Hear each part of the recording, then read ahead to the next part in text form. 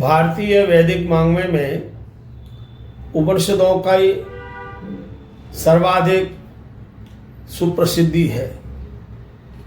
मानव समाज को अध्यात्म ज्ञान में अवगाहन कराने वाले पावनतम ग्रंथ उपनिषद हैं। उपनिषदों में एक प्रसंग प्राप्त होता है। एक बार प्रजापति के पास देवता, मानव और दानव तीनों पहुंचे और प्रजापति से तीनों ने मिलकर के प्रार्थना की कि आप हमें उपदेश करें।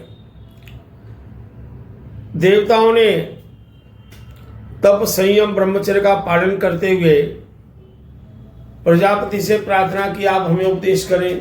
तो प्रजापति ने देवताओं से एक ही अक्षर का उपदेश किया, कहा द। उसके पश्चात मानव जब प्रजापति के पास पहुंचे तो प्रजापति ने मानव समाज को भी एक ही उपदेश किया और एक ही अक्षर का उपदेश, कहा द।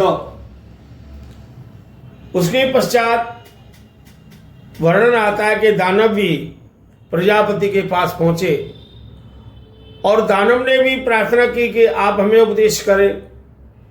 तो प्रजापति ने दानवों को भी एक ही अक्षर का उपदेश किया, कहा द। तीनों जब आपस में मिले तो देवताओं ने कहा मुझे भी दा कहा है, मानव ने विचार किया मुझे भी दा कहा है और दानव विचार करने लगे हमें भी दा ही कहा है। अब दा का अर्थ क्या है? तीनों मिलकर के प्रजापति के पास पहुंचे, कहने लगे महाराज आपने हम तीनों को ही एक ही अक्षर का उपदेश किया द। दा का हमारे लिए भाव क्या है? दा का हमारे लिए अर्थ क्या है? दा की हमारे लिए शिक्षा क्या है? दा का हमारे लिए उपदेश क्या है? दा का हमारे लिए महत्व क्या है? तो प्रजापति ने एक ही बात कही, आपके स्वभाव के अनुसार मैंने आप तीनों को एक अक्षर का द। देवताओं के लिए दा का अर्थ है दमन करो। अपनी इंद्रियों पर विजय प्राप्त करने से हम देवता बन जाते हैं। मानवों से कहा दा का अर्थ है दान करो। मानव यदि दान करता है तो जीवन में उच्चता प्राप्त कर लेता है।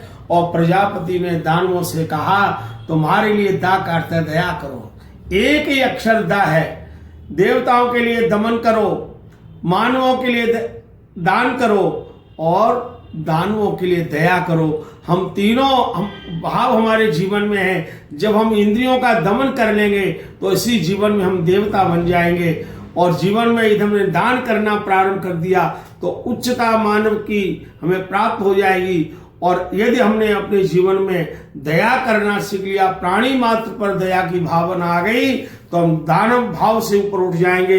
इन तीन उपदेशों को जीवन में धारण करें। ओम शांति शांति शांति।